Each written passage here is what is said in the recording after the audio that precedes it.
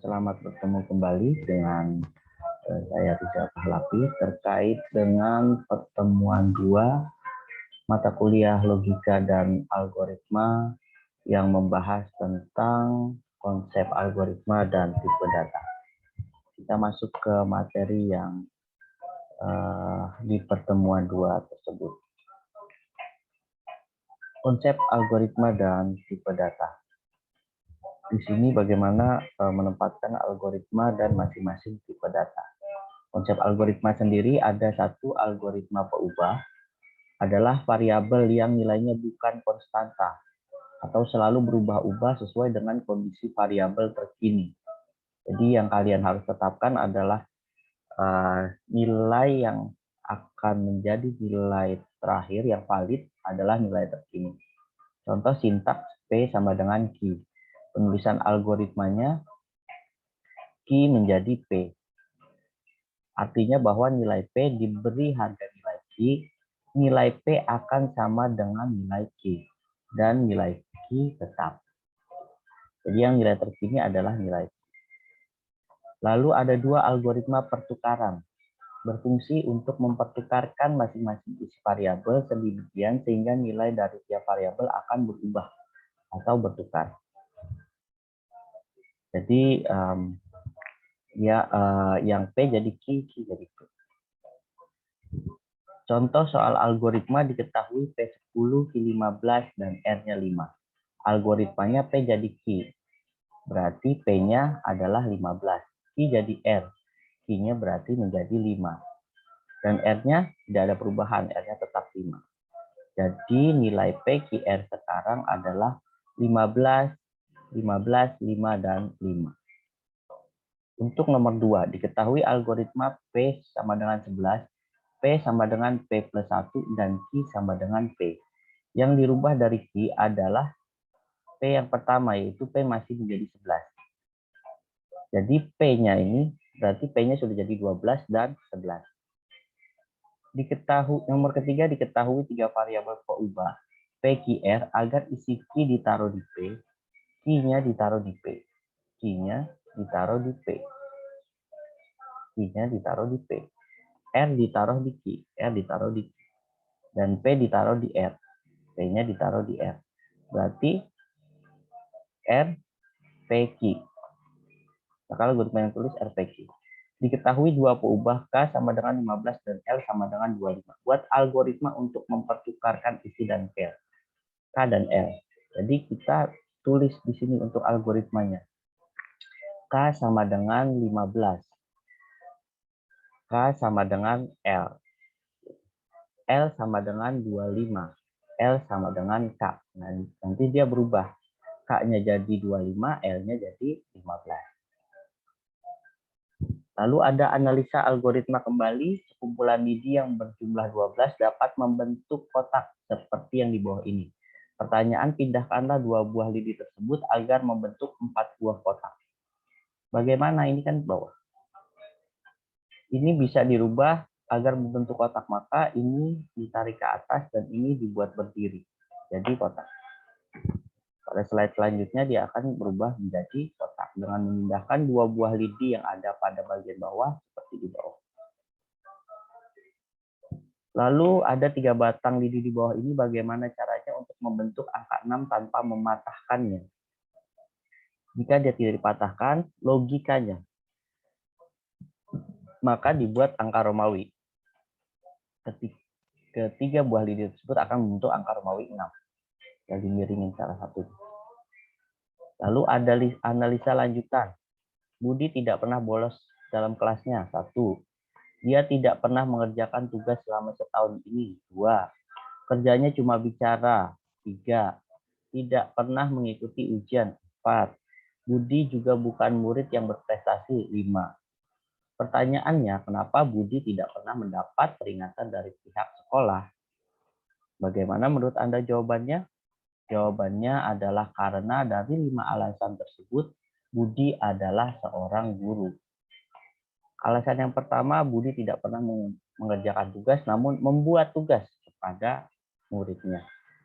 Kerjanya cuma bisa menjelaskan, berbicara terus. Berbicara untuk apa? Menjelaskan materi pelajaran dalam kelas. Lalu tidak pernah mengikuti ujian.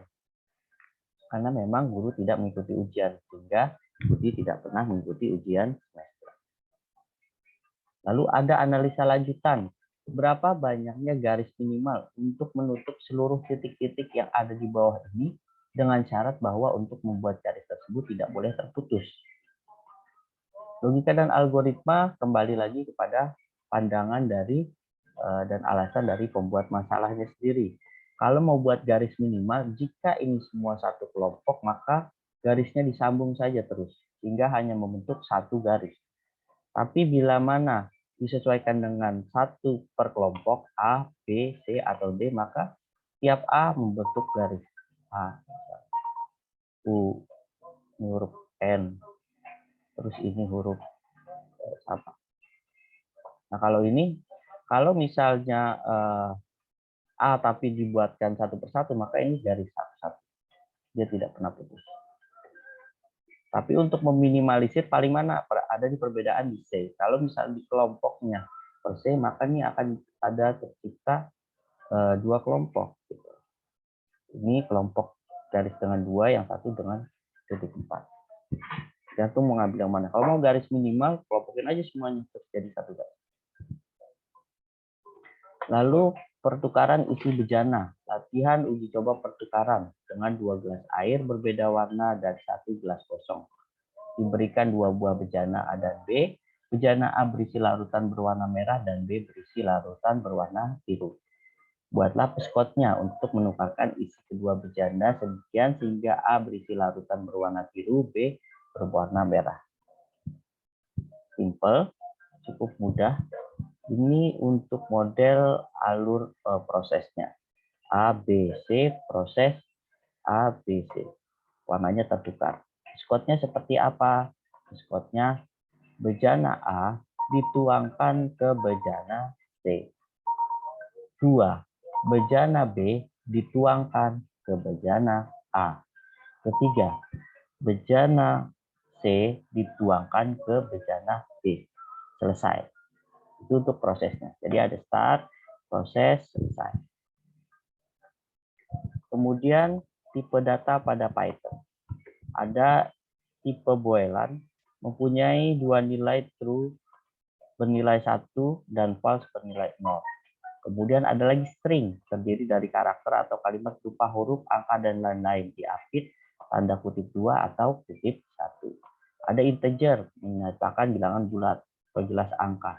Float, menyatakan bilangan yang mempunyai koma. 3,14 gitu, untuk R. Gitu. Atau 2, yang jelas, jika bentuk koma menggunakan float. Kompleks, menyatakan pasangan angka real dan imajiner. List, data untaian yang menyimpan berbagai tipe data, isinya dapat berubah-ubah tergantung perintah sebelumnya. Lalu ada tuple, data untaian yang menyimpan berbagai tipe data tapi isinya tidak dapat berubah-ubah. Lalu ada heksadesimal, menyatakan bilangan dalam format heksa. Dictionary, data untaian yang menyimpan berbagai tipe data berupa pasangan atau petunjuk dan nilai berdasarkan yang tersimpan di dalam perintah Python. Bagaimana menuliskannya? Untuk contoh tipe data Boelan, print true, dia akan menghasilkan true. Untuk tipe data string, print kutip 2, belajar Python menyenangkan. Jangan lupa kutip 2 lagi tutup huruf, dia akan mengeluarkan kata belajar Python menyenangkan. Tipe data integer, print 20, dia akan menuliskan angka 20. Print data float, print 3,14, dia akan menampilkan 3,14. Print data kompleks, print 5J, dia akan menuliskan 5J. Silakan dicoba di masing-masing Python teman-teman. Lalu tipe data list adalah sebuah array yang berisi kumpulan tipe yang tidak sejenis. Tipe data list, dia mengambil apa untuk di sini? Kata.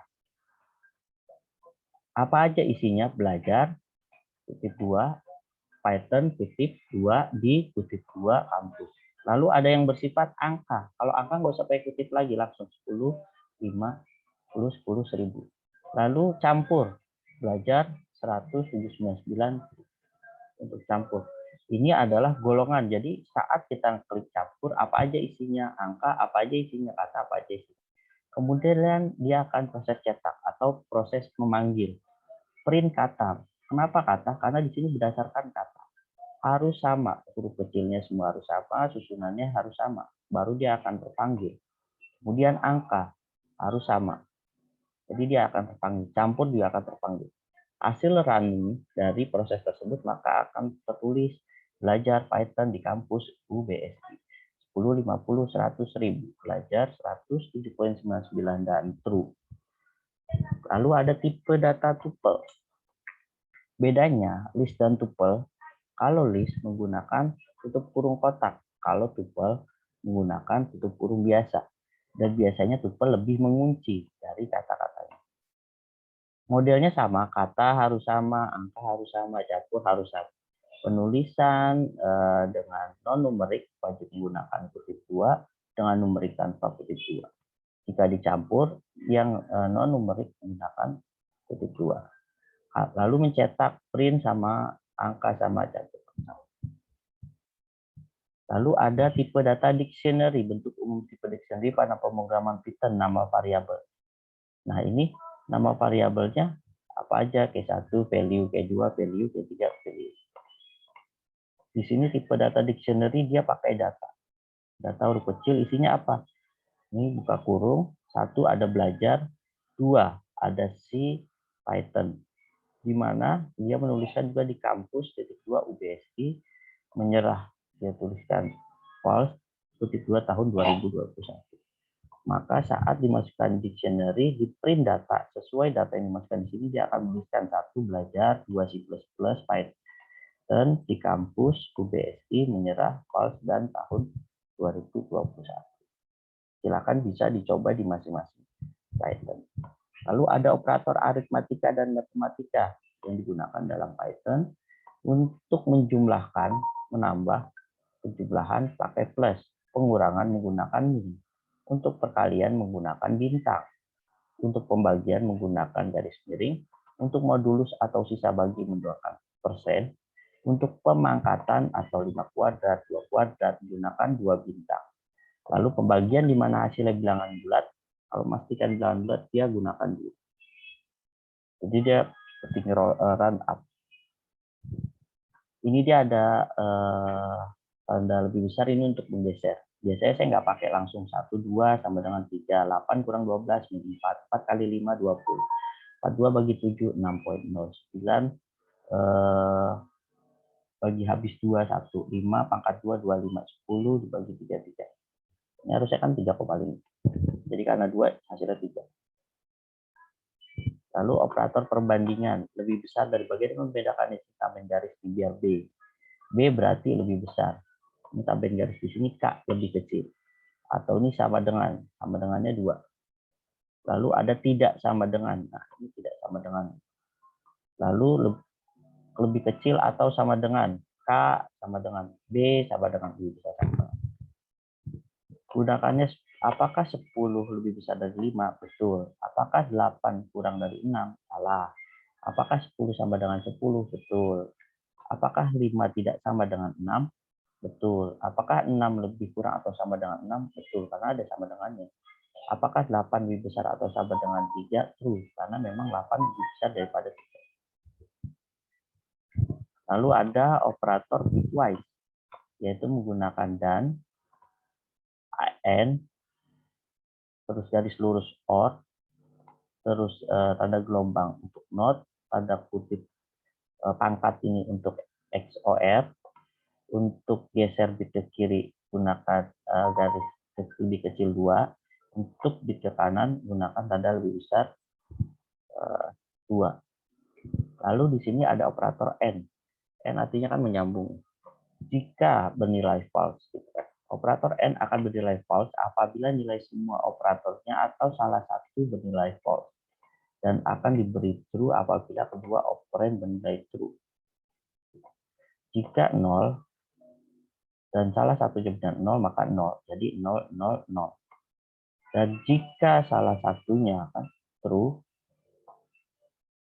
salah satunya dan nilai semua operand salah satu nilai false, dia akan false. Salah satunya salah gitu, padahal satu benar, dia akan false juga. Ini siapa? Ini true, ini false, dia akan jadi false. Tapi kalau keduanya true, hasilnya akan true. Lalu or atau operator atau akan menghasilkan output jika salah satu operator operand dan kedua operand bernilai true. Salah satunya true atau dua-duanya true, berarti dia true satu. Jika keduanya nol, maka salah. Ini yang pertama kan 0, 0, false kan, false, false, false. False to true, true, false, true, true, true, true. Atau XOR, yaitu bit yang dibandingkan nilainya berbeda, misalnya 1 true dan 0 false, maka outputnya adalah true. Jika true dan false, maka true. Yang lainnya adalah jika true dan true, maka false. Atau false dan false artinya false. Jadi yang membedakan di sini adalah jika true dan false, maka true. Berarti ini kan false, false, false. False, true, true. True, false, true. True, true, malah jadi false. Di terakhir. Kemudian menggabungkan nilai string pada pemrograman Python. Menggabungkan nilai string pada program adalah sebagai berikut. Ini untuk menggabungkan dua string. Harus sama ya tadi nih, kata 1, kata 2. Sama dengan belajar bahasa pemrograman Python 2 sangat menyenangkan. Lalu print kata 1 dengan kutip 2 kata. Print kata 2 masukkan kata 2. Dia akan menghasilkan belajar bahasa pemrograman Python sangat menyenangkan. Lalu misalnya mau gabung nih semuanya nih. Gabung sama dengan kata 1 dan kata 2. Print hasil penggabungan kata 1 dan kata 2. Print gabung. Dia akan menghasilkan seperti ini. Kalau yang tadi belajar bahasa pemrograman Python, bawahnya sangat menyenangkan. Lalu ada fungsi len. Biasa dipakai Excel juga untuk menghitung jumlah. Menghitung jumlah karakter menggunakan fungsi len. Len menghitung jumlah panjang karakter. Katanya apa nih? Belajar bahasa pemrograman Python. Jumlah karakter sama dengan len. Ini programnya pakai jumlah karakter. Menggunakan apa nih? Kata. Lennya dari mana? Dari kata. Katanya harus sama. Lalu print jumlah karakter. Hasil running-nya adalah 33. 1, 2, 3, 4, 5, 6, 7, 8, 9, 10, 11, 12, 13, 14, 15, 16, 17, 18, 19, 20. 1, 2, 3, 4, 5, 1, 2, 3, 4, 5, 1, 2, 3, 4, 5, 6, 7, 8, 9, 10, 11, 7, 8, 9, 10, 11, 12, 13, 14, 15, 16, 17, 18, 19, 20, 28, 29, 30. Lebih ya? 2, 3, 4, 5, 6, 7, 8, 9, 10, 11, 12, 13, 14, 15, 16, 17, 18, 19, 20, 21, 22, 23, 24, 25, 26, 27, 28, 29, 30, 31, 32, 33. Nah,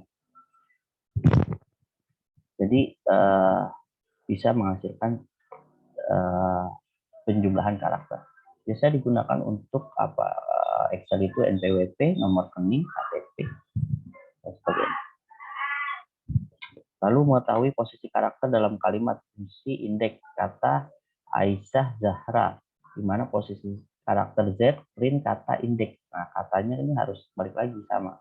Katanya harus sama. Lalu dia masukkan apa? Indeks. Indeksnya di mana mengindeks Z. Lalu kita akan menghitung apakah benar ke-6, 1, 2, 3, 4, 5, 6. Lalu yang kedua di mana posisi karakter R. Print dia memasukkan mengambil resource dari kata. Lalu mengindeksnya apa? R.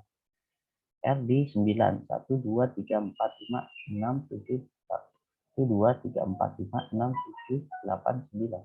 Oke, 1, 2, 3, 4, 5, 6, 7, 8, 9.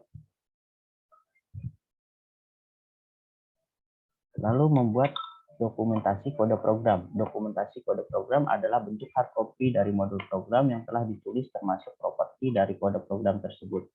Tanggal dibuat, versi, nama modul, pembuat nomor, dan sebagainya. Sama seperti tadi kata kan, kata, tanggal, campur, angka. Tahapan membuat dokumentasi kode program, mengidentifikasi kode program, tadi apa aja yang diperlukan, membuat dokumentasi program dengan memberikan penjelasan pada setiap baris dan kolom. Silakan kalau mau dideskripsikan, lakukan generate dokumentasi. Nah, ini memanggil datanya. Soal cerita ini kalian bisa buat programnya.